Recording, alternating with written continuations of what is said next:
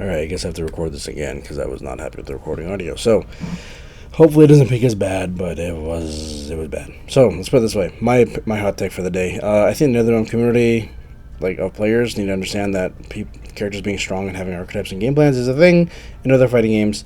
NetherRealm usually doesn't have that many hard archetypes, except for Injustice 2 and Injustice 1, surprisingly. But, yeah, that's my hot take for the day. The fact that Atara got buffed and has the options she does have now. In fact, let me go swap back to her and I'll show you guys, because I just to me it's baffling to think that a character getting meaningfully changed to be not only viable, in my opinion, I think she's actually viable now, but it's also the fact that she has a legitimate plan to play the game that's kind of strong and hard to deal with, but people are saying that's annoying to deal with, so it's just nerf it back again, or people say it's stupid, it's just the idea of a character having an actual game plan being at least as far as the NetherRealm games are concerned, they don't usually do the archetype thing crazily good, except for Injustice 2. You had the agile grappler, you had the big boy traditional grappler in Bane, you had the zoning, the hard zoner, I guess Dr. Fate or Starfire, sorry, you had the hard rush down Flash, sorry, and so you had some of the archetype stuff, and pretty good ones, representations of this is what a grappler should be, this is what a zoner should be. But MK doesn't really do that. MK11 especially had nothing. Nobody felt different at all. The only ones that to me felt different was Kotal, because it had a mid grab and a tick throw off a good amount of stuff, and it was chunky like Zangief. And then Terminator to a lesser extent as well. And then MK1 over here, it's we don't have anyone who feels that unique.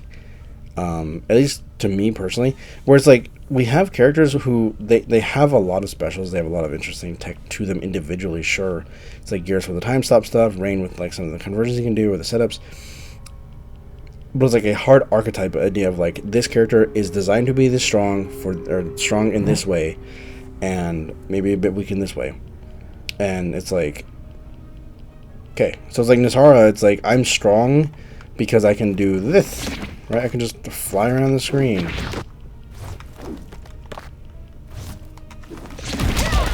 And then from all the way down here and downtown, I'm getting full combos, and it's why is that a problem?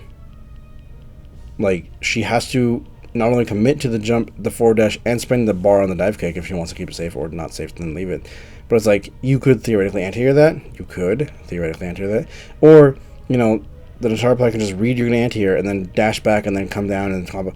It's yeah, that is annoying to deal with. I can agree to that. However, that's also her game plan. That's what she wants to do. She wants to be in the air, bait out some anti-airs, get down, and then combo. It sounds simple when I say it like that, but the fact that we have a character who can actually start doing more of a game plan, archetype thinking thing, as opposed to, hey, just anti-air everything, hey, just stick out this long range button or whatever, and it's okay, down one poke, or down one throw, sorry. It's just crazy, so I'm not demonstrating this very well, but it's the other thing too is Natara, other cameos getting buffed enable more play options too. It's so Natara by herself, she already has pretty good meterless combos now. It's this, it's really simple. I don't know the optimal, but there you go. It's about 25% for no meter, maybe 28%, I'm not sure. But it's on top of that, if Natara wants to, she doesn't have to do that. She can do this. Right? She can actually, just confirm into her spit, and then the spit's a full combo. But here's the fun part. Say it's blocked, right? I can do this. And then I'm still, the fact that she has this option of, I have a confirm on hit, a safe on block, and if I really want to mess with you, or really just be the boss of the wall and go crazy, I can do a full screen safe dive kick that's a launcher. To me, this is awesome. I'm probably the minority here because I love grapplers. The fact that I'm playing Natara and all is crazy, right? But it's she has an actual game plan, and I don't know, it's just crazy to think about. Character, people are mad about this. Sure, it's annoying like I imagine what it is that Mortal Kombat players are not used to the idea of character has strengths you have to play around and think about dealing with as your character against that character, like type thing. Where it's like a lot of characters can just kind of go just back and forth. Where it's like Quan right now, especially for me with Quan and Motaro. Quan Motaro is kind of fun. I don't know about viability, but I'm having fun with it. Where it's like Quan now, it's like if I do this, I can do this, right? And I'm like full screen. The armor, may or may not have been punished. I'm not sure yet. But it's like I'm back here, and it's like maybe you're trying to swing, trying to punish, but I'm back here. I can set this up. I can start doing this. I can start doing my zoning crap. And if you get too close, boom, back over here again, right? Or it's like maybe for some reason, maybe I catch you with the bone dome. Hold on, let me do this.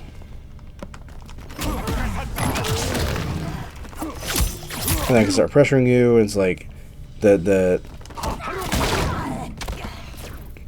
like, I don't know, like, I'm just the idea of, like, characters are more expanded upon now because of, like, Fair obviously opening a lot of avenues. People feel like MKX characters again, which some might argue it's like, oh, it's just guessing. True, it's just guessing, but at the same time, fighting games inherently are just guessing and reading the opponent better. And also positioning, of course, but it's like, you can interrupt Farah with a poke, you can interrupt Farah with armor, you can interrupt Farah with fuzzy guard, like, there's options to counterplay. It's just a matter of making the read and committing to the option instead of just sitting there and just trying to guess. It's like, nah, just fuzzy block, dude, or poke. And then Move list. Cancel. Confirm. Sorry. Character select. And then my third example here.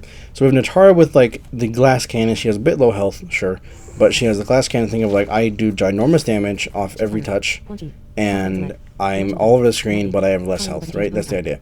Quan Chi, it's like I have pretty good zoning if I can get it set up, and especially with Motaro, in my opinion. And it's like when you have the zoning set up, it's like, all right, I'm dominating. Like you can't do a whole lot to contest, and especially with Motaro because Motaro has a reflex. So it's like if you try to zone him back, Motaro will throw it back at you, and then Quan gets another chance to do more of his stuff. And then teleport lets him run away easier, and teleport lets him keep safety and all this other stuff going on, or like the plus on block shot, like that. Giving Quan a plus on block option isn't that bad because then you can safely throw out 4-2 into low shot. You can throw any of his long range buttons that may or may not link into low shot, and if it's blocked, great, he's plus. I think a jail's gonna stand forward then, right? Because stand forward is 11 frames or 12 frames, so it's like it's giving people more options to have an actual annoying game plan that people have to adapt and learn and lab to get around. And it's like I guarantee you, I'm gonna be complaining alongside everyone else as well. If I deal with a Quan who knows what they're doing and they actually gets the zoning set up right and knows what they're doing, and then Natara's same deal, like I'm probably gonna be annoyed as well. But at the same time, it's fun to actually like, dude, this person like knows their character enough to actually play the game plan effectively, and I don't know the lab. I have to go lab to figure out what I need to do against it. It's like look Reiko here, Reiko with Pharaoh.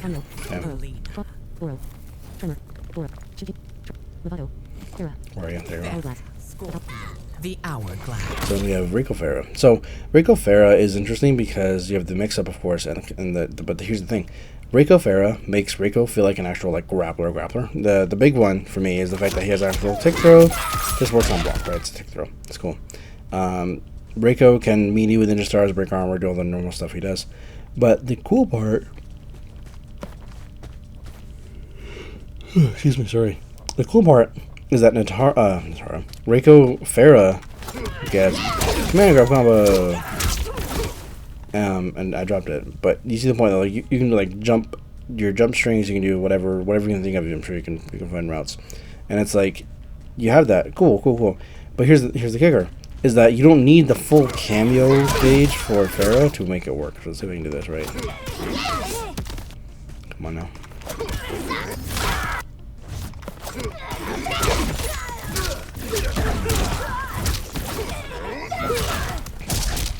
So just off that one combo, let's see how long until I hear the cameo gauge come back.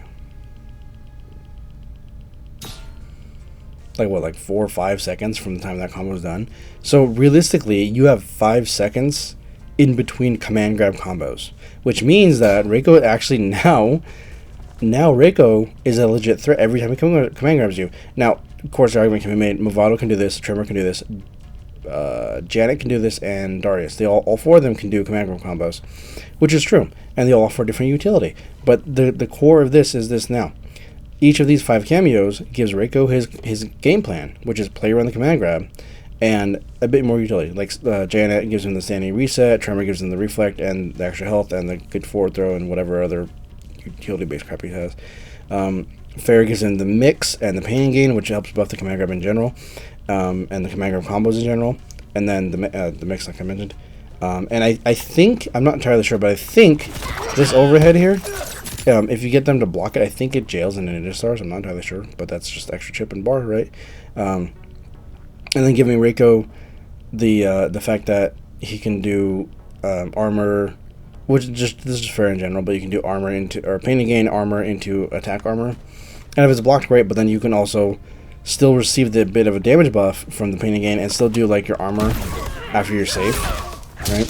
So like, I don't know, man. I find it refreshing to see the fact that these are 3 examples to me are the most like viable examples I can represent in this video.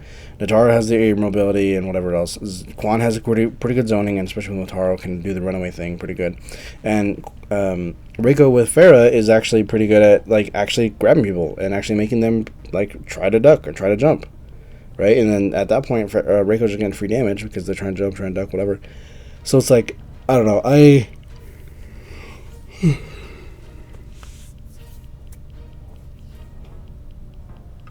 sorry about that. That's a big one. But it's like, for me, in my opinion, the fact that we have characters starting to feel more fleshed out and have actual development, as opposed to just down one, throw, down one, stand one, whatever bullshit. I'm legitimately excited for this game now. So, hope you guys stuck around. If you guys did, let me know. Let me know what you guys' thoughts. I'm betting I'm going to be ripped apart, but it's whatever. It's my opinion. If it's a problem, it's a problem, right? I don't really care. So, thanks again for watching.